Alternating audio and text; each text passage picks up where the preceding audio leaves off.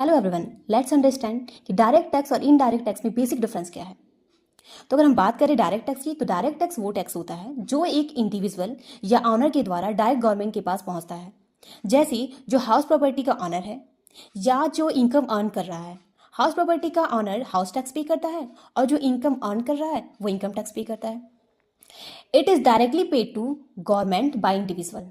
आप देख सकते हैं, इट इज़ यहाँ पे दिया इमेज में आप देख सकते हैं कि इंडिविजुअल डायरेक्ट पे कर रहा है टैक्स गवर्नमेंट को, इसलिए इसे डायरेक्ट टैक्स कहा जाता है।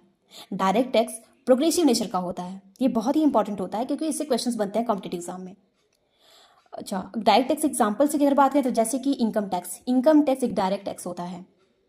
डायरेक्ट टैक्स में जिस पर टैक्स का बर्डन इम्पोज किया जाता है उसे बियर करना होता है।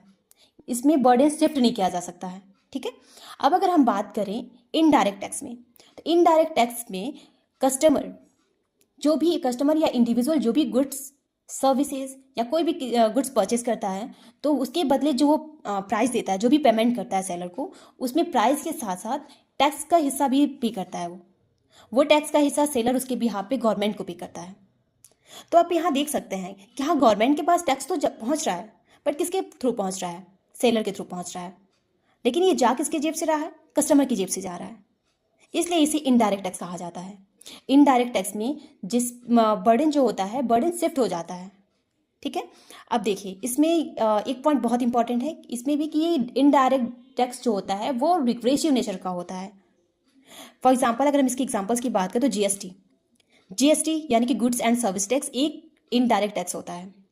आई होप आपको ये डिफरेंस क्लियर हुए हों। अगर कोई डाउट है तो आप हमसे कमेंट के माध्यम से पूछ सकते हैं। Thank you.